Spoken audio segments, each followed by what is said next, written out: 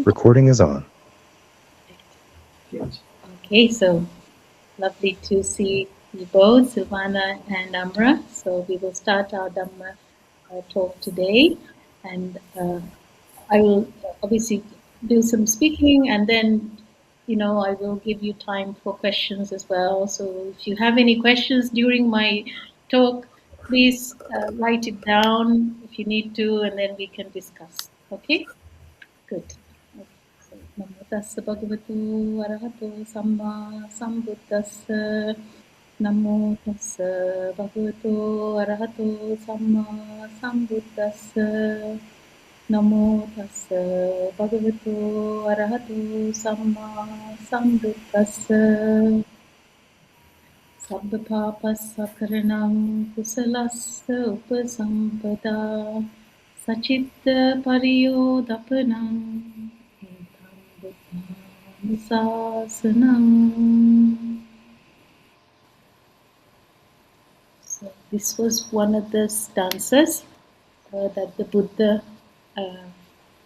taught, and it basically very simply means to avoid all evil, to cultivate all good, to purify one's own mind, and right at the end it just means this is the teaching of all the Buddhas.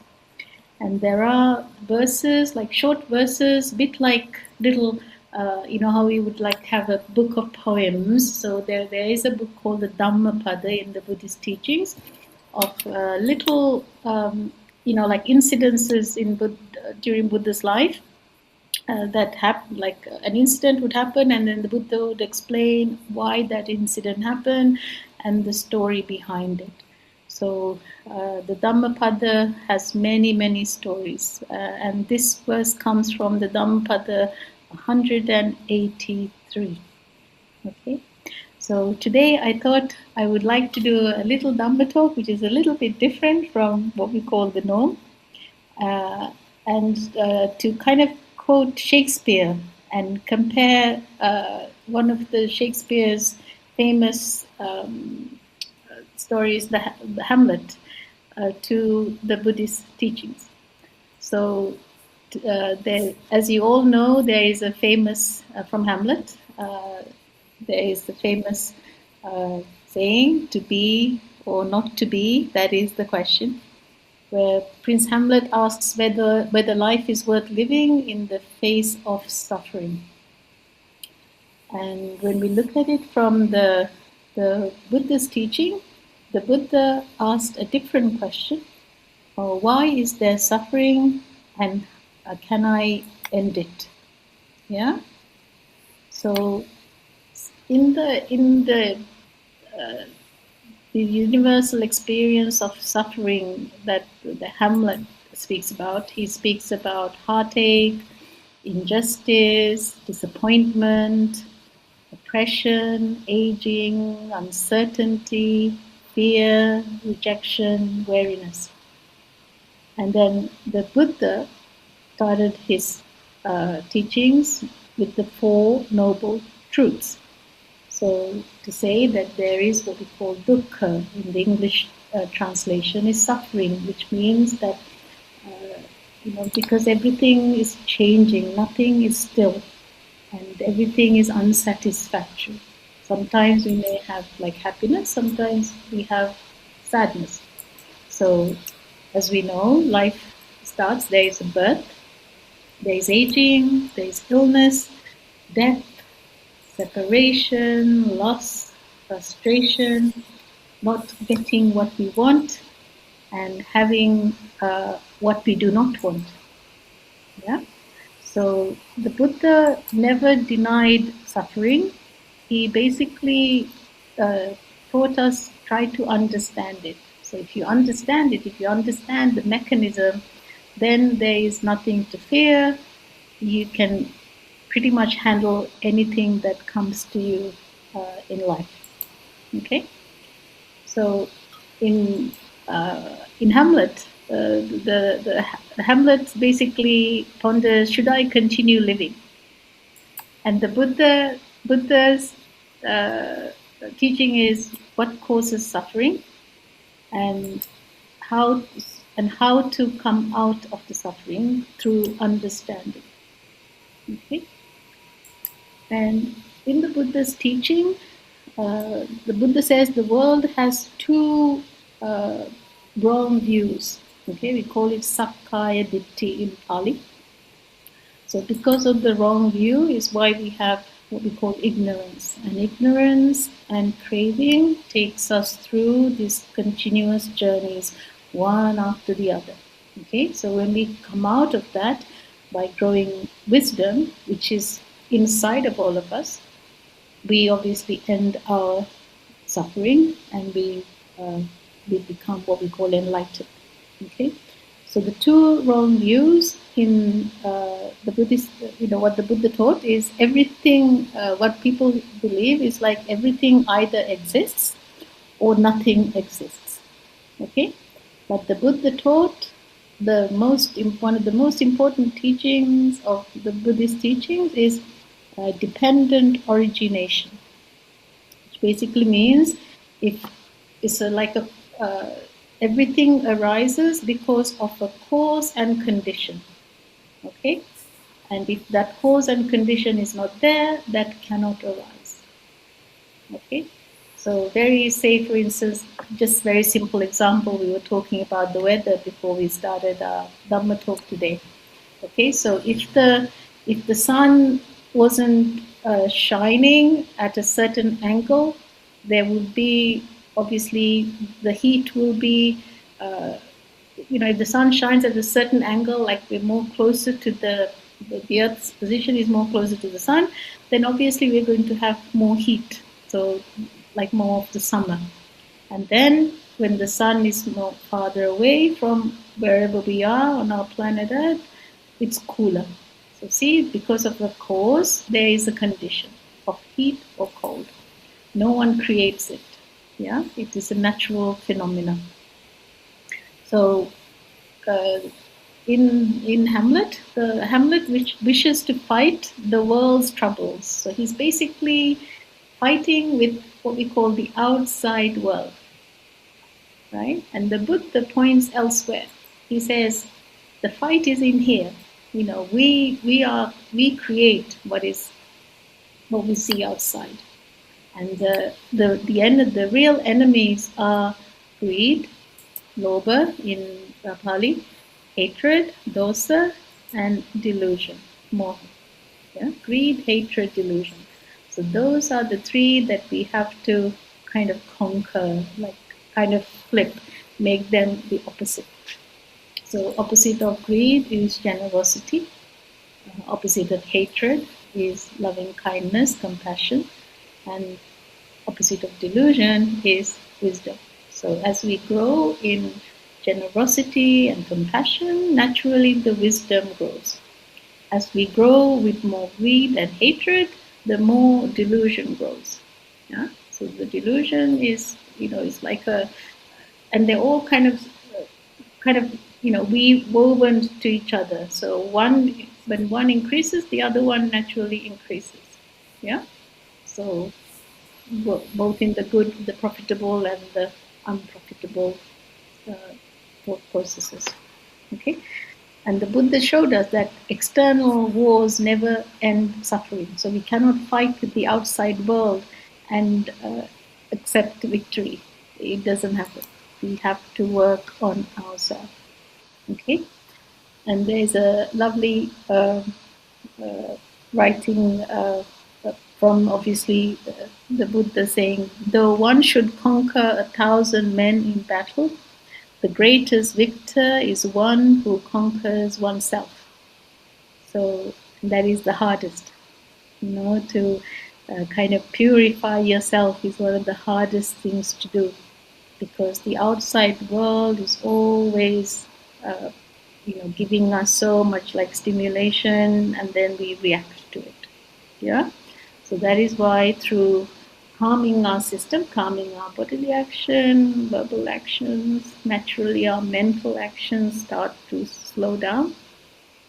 And then that helps us to kind of see things much more clearly and try to see how things are working, and not to react when something happens from the outside, but to take a little bit of time and look at the whole picture and then take a decision and like respond to the situation.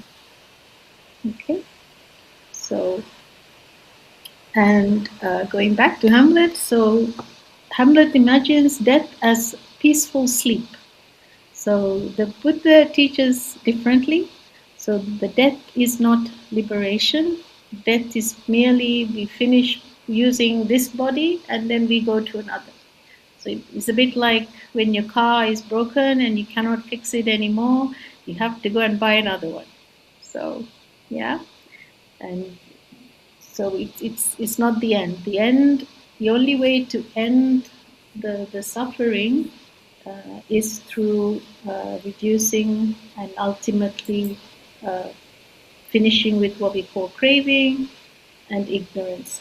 And so then that helps to stop the karmic reactions flowing, basically. Okay? So, do you have any questions or anything you're not understanding so far? Or anything you'd like me to go over again?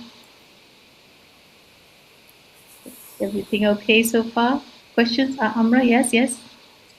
No, I don't have Oh, questions. okay. I just must say that it's a beautiful parallel or a beautiful comparison that you did. Yeah, Yes, Amazing, really, yeah. yes, Good, with yes. Shakespeare. good. I Really amazing. bless you. Yes, very, very deep. Thank you Yes. for that. That's okay. So But far, it's a everything is so clear. So far, is so clear, right? Everything is so yes, clear. Great. Yes, and I agree with you. The parallel is beautiful. Yeah, yes, good. really a food for thought Mm-hmm. to to inquire it deeper. Absolutely. Yes, So we will keep continuing. Okay. So, yes, and again, yes, please, please. I'll give a few minutes again if you have questions. So why do we fear death? So Hamlet says, what dreams may come? He fears the unknown. The Buddha replaces fear with understanding. And what follows death depends on obviously our karmic results, which is basically our intentions. Yeah, karma means intention, what you do, right? So if I give something to someone like smiling and everything, but in my mind I have lots of hatred towards that person, the me giving something is not going to bring profitable actions for me because my thoughts are not good, right? They're not profitable. Yeah. So that is why the thought is so important. Yeah. So we have to try to cultivate good thoughts, thoughts of compassion, thoughts of generosity, and obviously through that thoughts of wisdom. Yeah. And so death, again, like I said before, death depends on your karma, just your intention, your mental habits. Yeah, because we all have mental habits. And also, so all this uh, kind of is causing this ignorance or wisdom. Yeah, so profitable mental habits which are with the essence of compassion and generosity, and obviously wisdom, will give good results in the life now and the life next, whenever it may, or many lives to come until we finish our journey. Yeah, so the results can come in four different ways. Like something, if I do something good or bad, the results can come straight away. Uh, if I say, for instance, just a this is, I thought it was quite something a little funny, but slightly uh, kind of let's go a little bit to a sideline of our talk. In Sri Lanka, there's this beautiful place like high in the mountains, and people used to drive there and take pictures and stuff like that. And then a lot of people used to leave like rubbish up, before they left. And one person had this great idea, and he put this board up saying, if you do not keep this place clean, within a mile down the road, you will have a really bad accident. And then, obviously, people being superstitious, especially in Asia, everybody started taking their rubbish with them, and the place apparently there was never there was never litter there anymore. Okay, because your karma can have instant results. Yeah. So, and another way, your karma can have results in that particular life at some point. We don't know.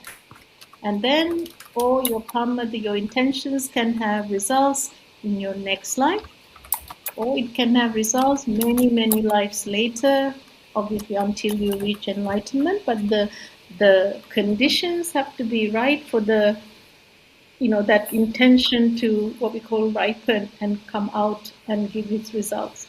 So it's a very complex uh, story behind how what we call how the karma works. So the Buddha said, try not to think on the intellectual level because you cannot comprehend it.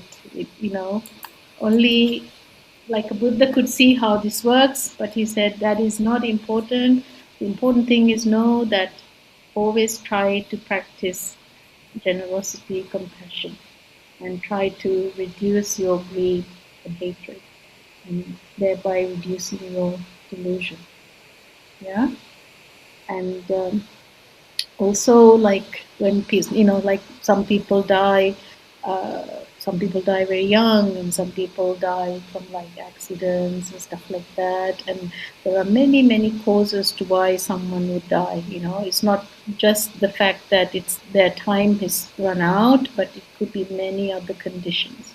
So, but you can read about that. There's lots of information online. I think there's like 5 different ways like a person can, uh, you know, end their life according to the different conditions. Okay, so the next point I like to cover is like, why do we continue living? So Hamlet says people endure suffering because they fear death. So I thought that was quite interesting, because they don't want to die. They just go through the difficulties of life and try to grasp. Not true. Yeah, yeah. So very not true. They want Not. to hold on Oh to God. things. Try to get good, try to make things good and push away the bad. Yeah. But the Buddha says uh, we continue because we have an opportunity to continue. Unless obviously somebody wants to take their life, everybody has a reason to live because of outside worlds. Like parents, they have responsibility for their children, and people have responsibilities for their family or their job or things they like to do in life.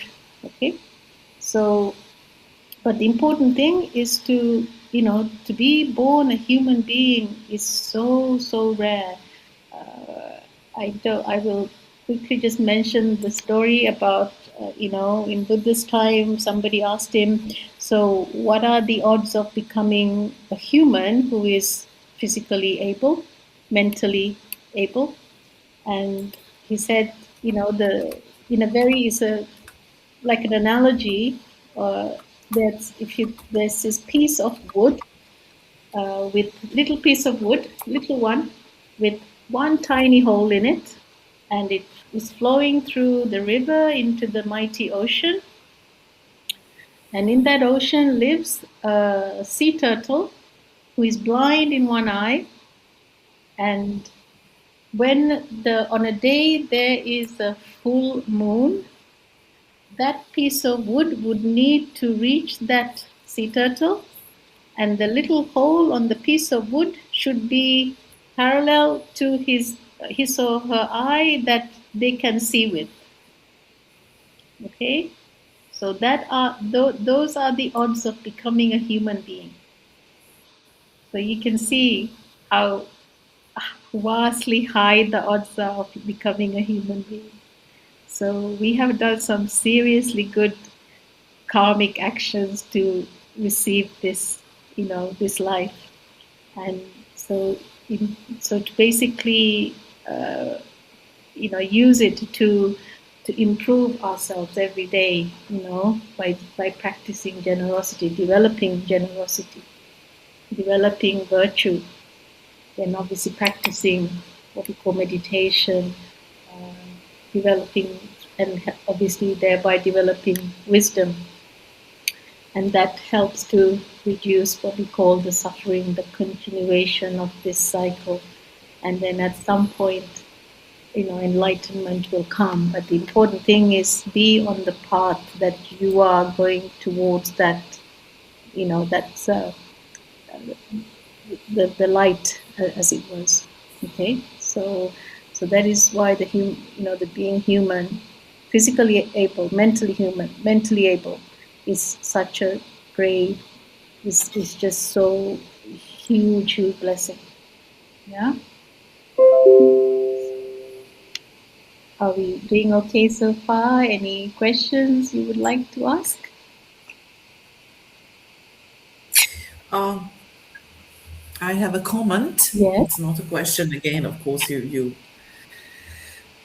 are so clear and beautifully simple, but at the same time, very deep. Mhm. But I have a comment. When people Hamlet said that, or Shakespeare said that, yes, that people keep living because they're afraid of death. Mhm. I would say that 80% of human lives, of billions of people around the world, Yeah. are so much more difficult than death. Yeah. Mhm. So if fear of death is the reason for them to live, that's I so mean, not true. I think it's like it's like if I suppose you can look at it from very, different angles. So I suppose the way I see it, from what how I kind of interpret Hamlet, is like, he there is a it's like a struggle to be away from them. That's how I. Yes, but at the same time, Mm, at the same time, how many millions of people around the world are drug addicts? yes, How many millions of people are doing so much harm to themselves, yes, yes, taking all kinds of pills, to yes, numb their pain and yes, everything? Killing themselves would be so easy yes, yes, compared to what they're doing. They drink yeah, themselves to death for 30 years. You know. yeah, yeah. So So, I think that maybe it's uh, not fear of death, it's just, well, yes, I know the words. I think maybe our need yeah, to hurt ourselves for some reason because is much stronger than I think it's like sometimes, like if you look at these people who are, like, say, abusing drugs or self-mutilating, self-harming, right? harming. Yes, Yeah. yes, yes. So most of the time, these people they're going through difficulties in their life, and they feel like they're not good enough, right? Because I knew people like that, right? Like friends of friends, and they feel they're not good enough, and they feel like if they harm themselves, that they would get attention, and also it's like the pain is so bad within their mind that they feel like this harming is more of a pleasure. That is how I saw these people in my experience. So I don't know if you ever had anyone you knew who was like self-harming, um, what could have gone through their mind. But it's a very complex subject. Yes. Mm, yeah, yeah. So, but but we have to have compassion for all beings, right? So everyone has a journey, and everyone has a level of understanding, and also the level of effort to become better. Not everybody has the same level of effort. So, but we have to keep going. And whoever we meet, we try to help them in our own way, for them to kind of hold their hand, and not to say do this, do this, do this, but to hold their hand, kind of like, and just kind of help. if you can be of assistance to help them walk a little bit, you do that. That is all we can do, because we cannot change their karma. Only they can do that, and we should not change their karma because we don't want to get involved in other people's karma. That is a completely different subject. Okay, but we will have a double talk on that one of these days because I think it's important for a lot of people to understand. Yeah. Good. So I'll just continue just for a little bit more and then we can have some more, we can have a chat. So, um, so in Hamlet, so the Hamlet wonders whether the ending life ends suffering, and the Buddha obviously taught us that ending life does not end suffering.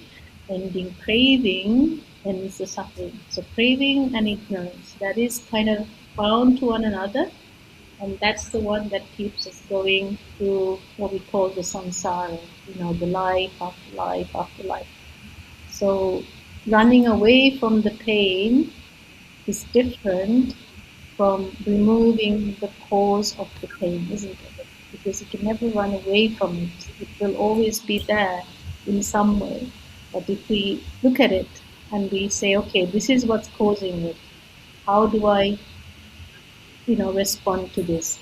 So with my practice, how can I improve, to be more still, practicing more stillness, having noble friends, practicing generosity, practicing virtuous actions, yeah, practicing effort to be strong, having discipline to do whatever you have to do every day, your physical strength as well as your mental strength, to be strong and Yes. have discipline to, when you have something to do, you do it to the best of your ability, and then that helps you to build your effort, what we call virya in Pali.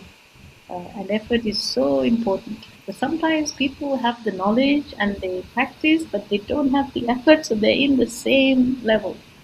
They cannot, improve because they're not pushing themselves hard enough. So we need to kind of give ourselves a push in in anything in life, isn't it? So if you really try to kind of say, no, I can do better than this, and you will find ways to improve whatever that you have to do and to do it on a better level.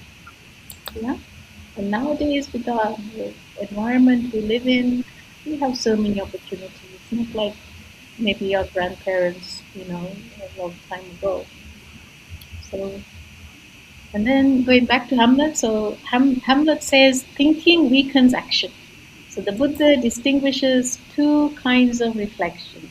So the unwise reflection is worry, anxiety, regret, endless speculation, like ruminating, yeah, and kind of making something out of nothing, self-centered thinking, this is me, this is happening to me, why, okay. Whereas what the Buddha taught is have wise reflection, right? Understand that everything is impermanent, nothing stays the same, and everything is because of a result, is a cause and effect. Because I do this, this happens. Yeah, because the sun rises in the morning, the light comes, the plants grow, the rain comes, yeah, and then the sun sets, then another cycle will start. Okay, and of course your karma, your intention, yeah. If we don't know what we have done in our millions of past lives, yeah. So important thing is be ready for whatever happens in our life, yeah, and to be ready. The best tools that you have, the best tool is awareness, yeah. That is the ultimate. It's like the master key to all the doors of the world, for an example.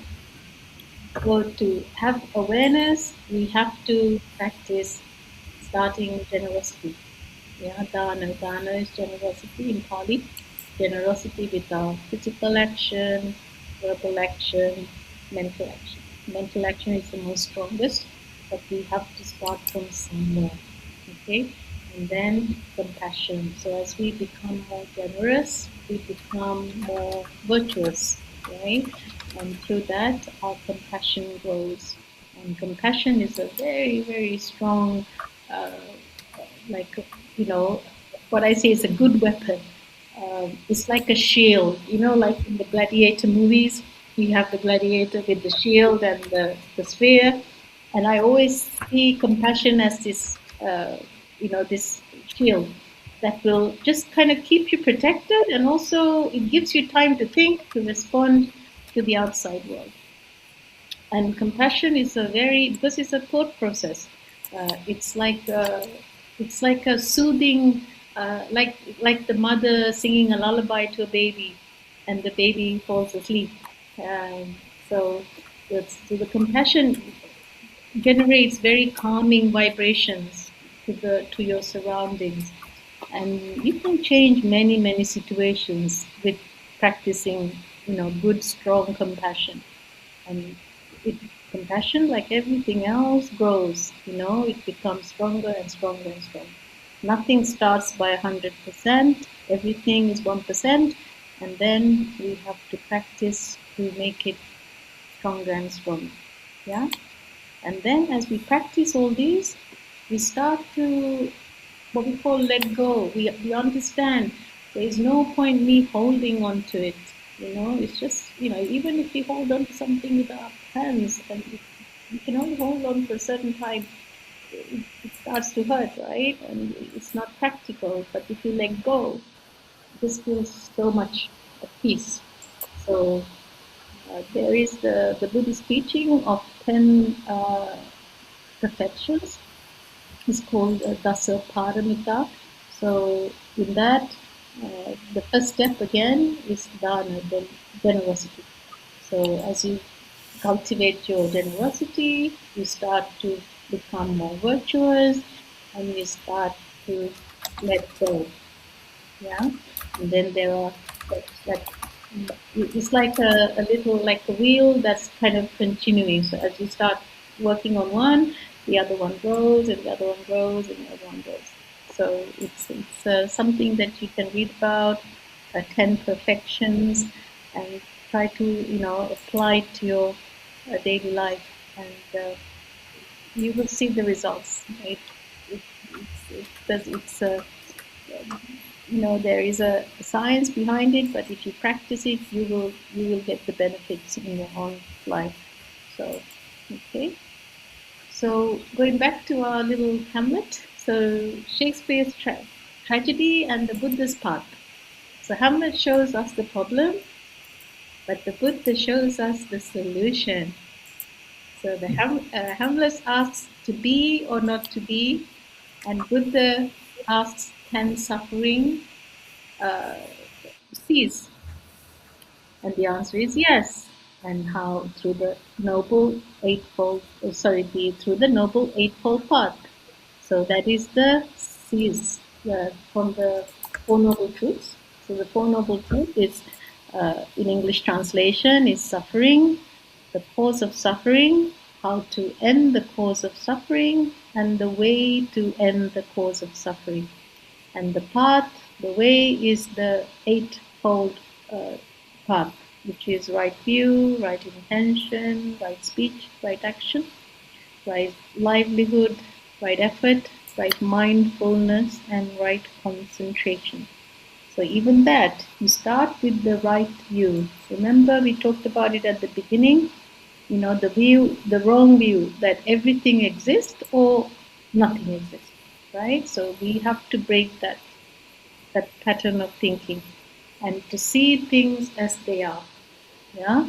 So when we see things as they are, a little bit like a drone. A drone goes from the top, and it can see all angles of pretty much. From, like it goes like from the top looking down. If it tilts up, it'll look at another direction. So it can take, what we call the 360 direction from of anything.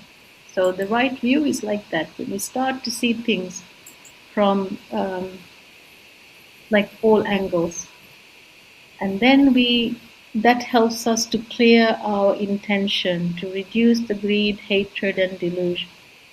And then when we have, the more, the less we have of greed, hatred, and delusion, the opposite starts to grow, the compassion, generosity, wisdom. And as that grows, our speech naturally becomes more profitable because we have to think in order to speak. So that is when right speech starts to grow. And then our actions become more profitable. We are more kind, we're not harming living beings, we don't take things that do not belong to us, and so on. So if you do stuff like that in our day-to-day life, people have to work. So you will find work that do not harm you and harm others.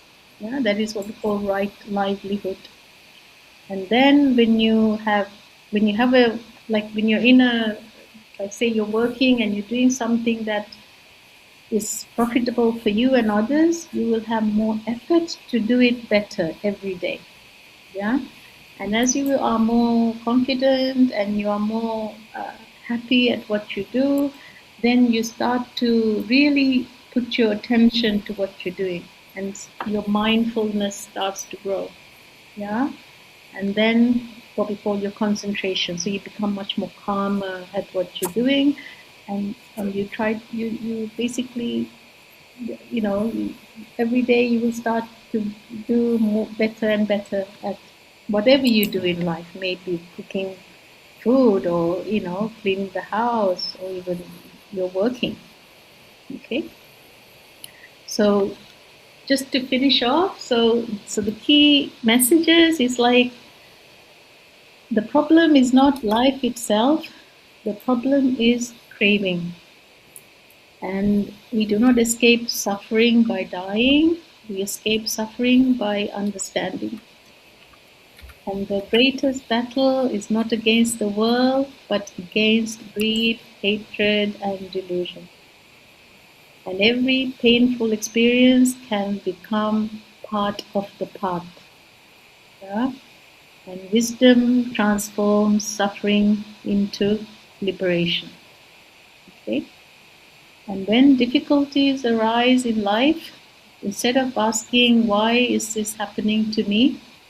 We have to say why. We have to, kind of like a mantra, say, what can this teach me? Yeah. And instead of how do I escape, how do I understand? Yeah. And why am I suffering? And what is it that I'm clinging to? Because the clinging is clinging causes the suffering, right? The pain, the discomfort. Yeah. So, on reflection, Shakespeare leaves Hamlet standing before uncertainty, and the Buddha opens the Noble Eightfold Path. So one ends in tragedy, the other ends in freedom. And the question is no longer to be or not to be. The real question becomes, can this suffering end? And the Yes. Buddha's, yes, and the Buddha's answer is yes. Yeah. So the Buddha basically showed us, he opened the door to this amazing light. That if we are wise, we will be able to kind of go towards that door. Okay, and I will end with a little. This is a stanza that we normally recite when at a funeral. So, and it's a beautiful short stanza. Anichavata sankhara uppadavaya dhammino uppajjitva nirujjanti te sangupa samosukho. And loose translation in English. Impermanent indeed are all conditional things. Their nature is to arise and pass away. Having arisen, they cease. Their stilling is true happiness. Okay, so Sabbe sattva bhavantu sukhi sattva. May all living beings be well, free from suffering. Sadhu, sadhu, sadhu. So, do you have any questions or any reflections? Of course, but I would like to hear. I would like to hear Silvana first. Silvana, please. My experience, this is the first meeting that we have talking about Buddhism because actually I'm not Buddhist, but I am really interested Yeah. because I find it as a way, right, of understanding very many things that my own religion cannot answer sometimes. Mhm. For example, I have a point with the word compassion. I think it is understood in a different way in my language, in Yeah. Spanish, right? Yes. What we understand for compasión, Yeah. See. that is Spanish, Yes. is not necessarily the same. I think it is not the No. same at all. Yes. Yes. We talked about it What last you time as well, right? Yeah. So compassion basically means that the way I would explain it is like you put yourself in the other person's shoes, right? And you try to see from their angle why is it that they are like this, yeah. So like a mother, like you're a mother, right? So you know how you are to your children, especially when they were very young. Yes, unconditional love. So yeah, passion is something that you help to grow and grow the the unconditional love. Yeah, right. as the Buddha Yeah, yeah, said. yeah. Buddha said, try to be uh, to all living beings. Try to be like the mother to their only child. Very Right. difficult to do. Oh, yes. But But but it it's so rich. yeah, Yes. absolutely. You can Yes. it can happen, you know. And the way I Yes. see it, if you're a parent, you kind of know that feeling. What is this unconditional love? Whereas somebody like me, I didn't have kids, so you know, for me, I can only through my practice, I'm growing in that. But for a parent, Right. you have already had that feeling, that little seed in you. So you just need to keep growing it to others, not just your family. Exactly. Yes. Yeah. Yes. Thank you Yeah. very much. Yes, Exactly. that's what I understood Yeah. from the teachings, late teachings, right? Yeah. And Very compassion is clear. Very clear. it's a very, very strong practice, you know. And Yes. if if you have like I have this like a mantra, because obviously it's from Pali. We have like, may all living beings be well. Sabbe satta bhavantu sukhi satta is a Pali word, and I repeat that all the time.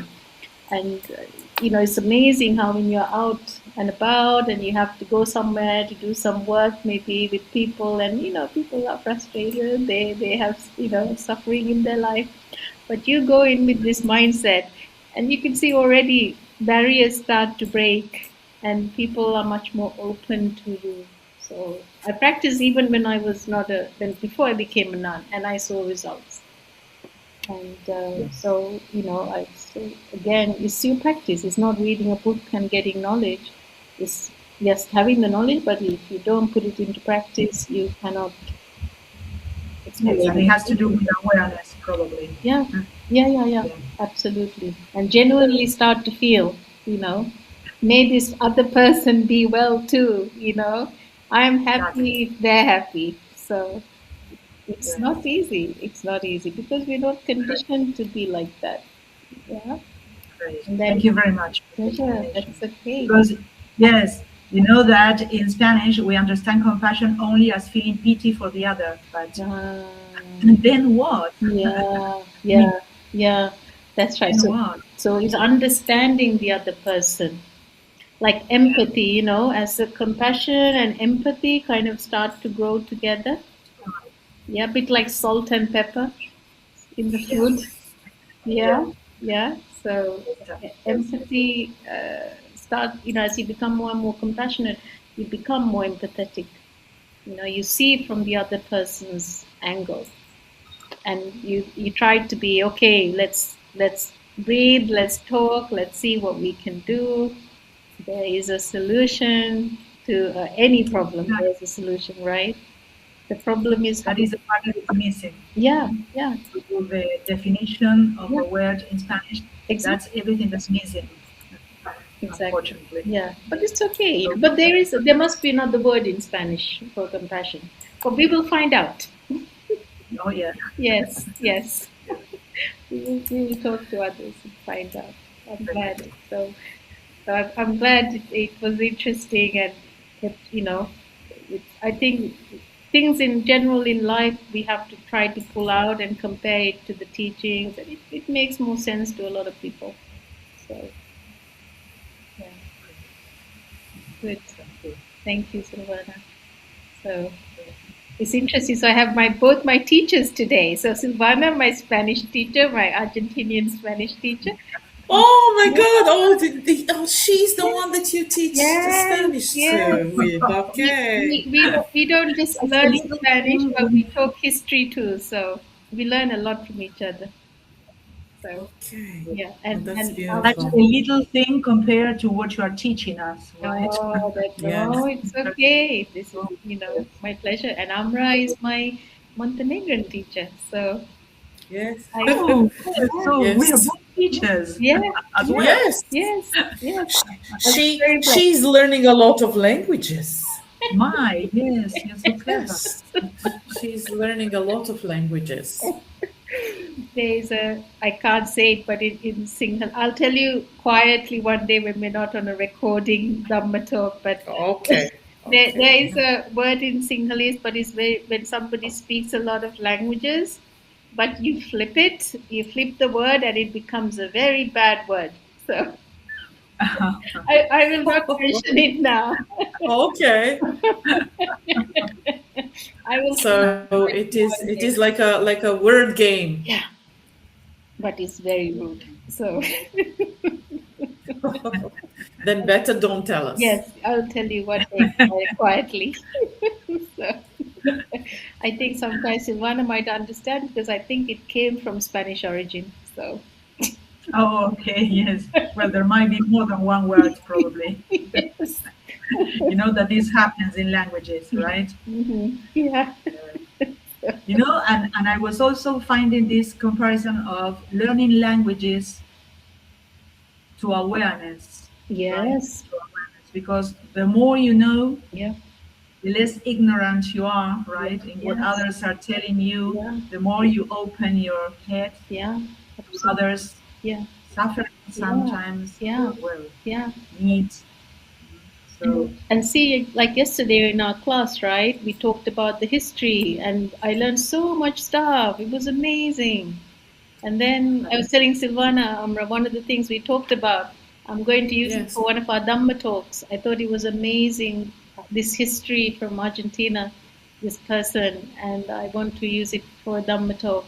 And I think it'll be very inspiring for people. So, yeah, we live in such beautiful right. world and such beautiful people. Yes. People who lived for others, right? Yeah, yeah, This is a case, this yeah, patriot, or I don't know what to call him. It's a proser. yeah, yeah. I don't know if it exists in English. Yes. Proser. I, It's a leader, right? yeah, patriot. Done so well for the country, Yeah, uh, yeah. innovation, or well, whatever, freedom for the freedom. Unconditional. So they had unconditional love for the country. So Yes. yeah, absolutely, it's wonderful. Thinking for others and not for oneself, right? Yeah, yeah, absolutely, absolutely. So, Diamar, do you have any questions, or would you like to enlighten us? No, not to enlighten, especially not these days. I am everything but enlightened these days. Yes, it's beautiful to. Um, I have heard many words for 30 years. I've been a Buddhist for more than 20 something years. But you don't just tell them, Mm. Venerable Sakyadita, you live them. Yes. And when you live them, and when I encounter you personally, then I realize how far away I am from everything you talk about. And Oh, sometimes that makes me sad. So it's not far away, at a different angle. Yes, Yeah. that's maybe. I don't know. Maybe that angle is far away from Mm, wherever the goal is. think of it as a circle. Because yes, I know how to word it. Yeah. It's very difficult. I know that there are many Buddhists in the history of Buddhism who managed to change the mentality and the personality and the, of great warriors. Yeah. I know that. Yeah. Yeah. I have read stories and everything, but I'm talking about myself. When you are kshatriya so deeply Yeah. Yeah. all your life, because you had no choice. Yeah. Yes. Yeah. You see the goal, but you don't know how to get there. Yeah. Yes. Yeah. But Yeah. But at least we see it. Yes. At least, yeah. at least Yeah. people like me. At least it's good to see it. Maybe sometimes you have to take a step back and change your, uh, how you, let's say, let me see how I can explain it. Say if you like playing tennis. I know Silvana is a great tennis player. Not Yes. great. Okay. You are, you are. So, and say you're very good at your backhand, right? So you backhand. You kind of so it's like if you're right-handed, you would hold the racket with your right hand, but the ball is coming on the left. So then you hit it. So that is your backhand, right? So sometimes, so in order to uh, improve your backhand, uh, the strength of the shot, what you do is you just kind of tilt your wrist a little bit, very tiny bit. So the angle your racket will be slightly different. So rather than holding the racket flat and the ball will hit here, you tilt it up a little bit. So then, and as the ball comes, you're going to hit it, and it's going to be much more like the the trajectory, the way it will go out, will be more like faster, and in a place where the other person may not be able to hit back. Yeah, so that tiny movement makes a huge difference. So yeah, so sometimes I remember when I was learning how to play tennis, my coach he said this is what you need to do, and it made my backhand a lot stronger. So like that in life, just a tiny tweak. You're gonna see, okay, just step back and look at it. Okay, I need to look at this in a different way. I need to apply something here. I need to apply some virya, some effort. I need to apply some patience. I need to apply some compassion, even though it's hard. Yeah, I need to practice some empathy. I need to practice some skills. If I don't have the skills, I go and learn it and apply it. Yeah. Like nothing seems to be permanent for all the time, right? No, no. Permanent, Yeah, right? yeah. Everything changes, right? Yeah, you have to Everything. adapt We have to according to adapt. circumstances. We have to adapt, right? And we have, it's paying attention. It's paying attention to what's going on, and then you look at your environment, and then you see, okay, how do I adapt to this? So I find that obviously learning languages. So because if I try to directly translate, obviously I'm speaking to people whose culture is very different. Yeah. Yeah. Who obviously, if I say something in direct translation, it might be completely different to what I'm trying to tell them. Yeah. So I have to really live with the people and see how their behavior is and what they like, what they dislike, and then approach it softly, softly. So that, you know, so it's like when you travel, right? So both of you have traveled, so you go to different countries, different cultures, different etiquettes, different ways of speaking, different tones.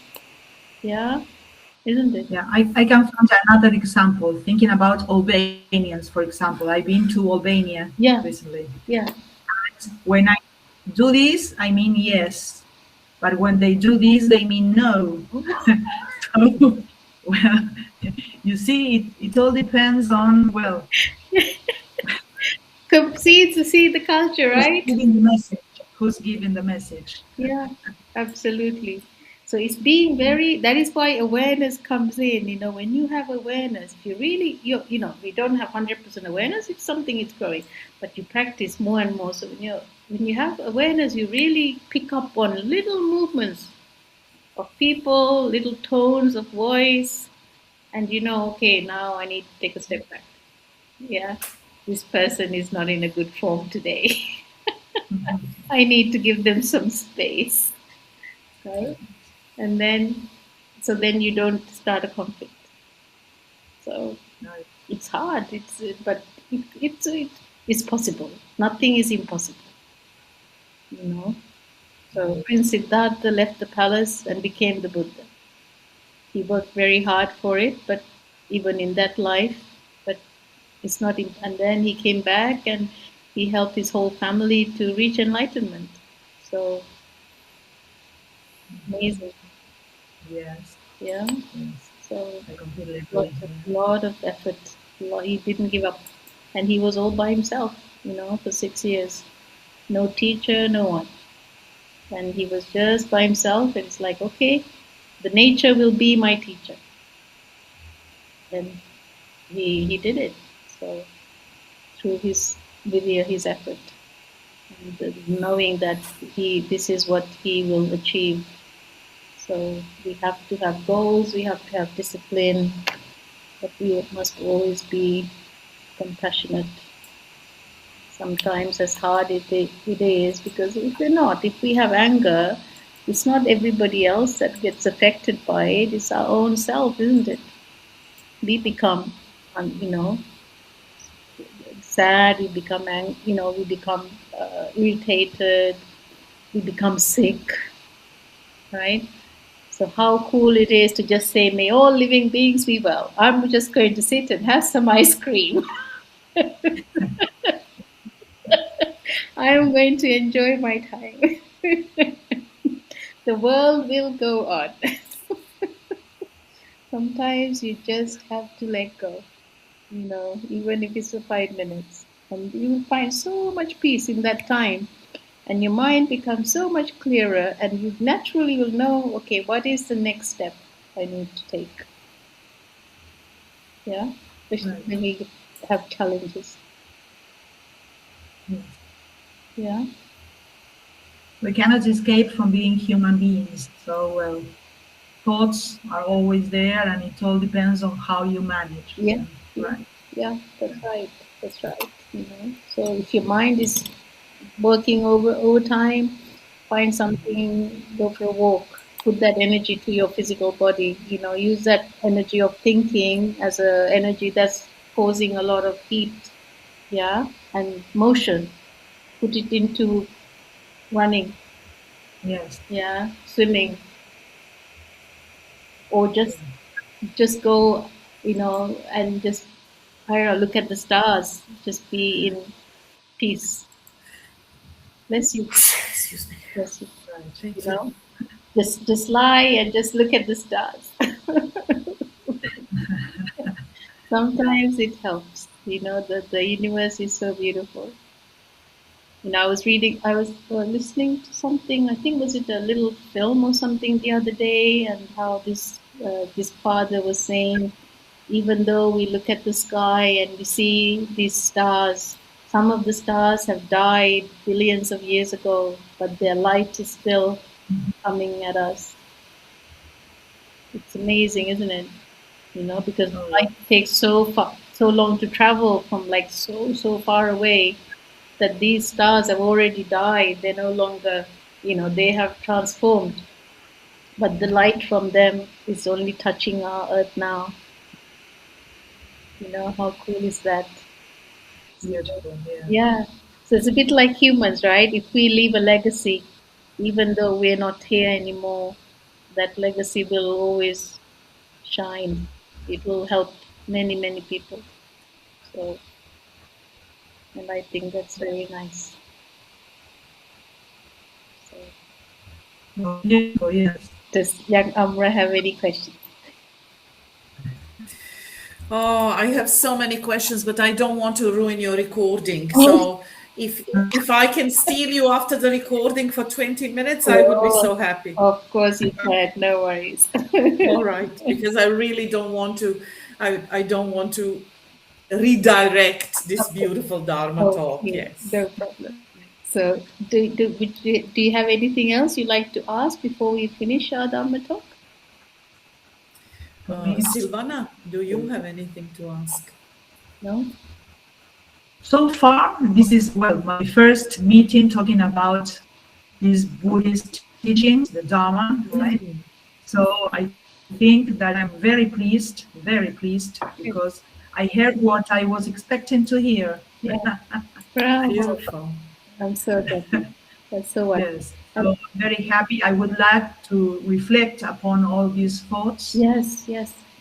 Okay, and then perhaps some questions may arise. Sure. But so far, I'm so pleased. I feel so, you know. Yes, of course. If you have questions, you can either send me directly or you can share on the group and we can, let others learn from that too. Of course, that is the whole point. And every Wednesday, so Tuesday nights, we have our Dhamma discussion at 7:30, so 2:30 your time, Silvana. 2:30 my time. Yeah. And Wednesdays, we'll have 7 o'clock, 2 o'clock your time for Dhamma talk. So my teacher from Los Angeles will join us next week. And then I have a few more teachers coming up every week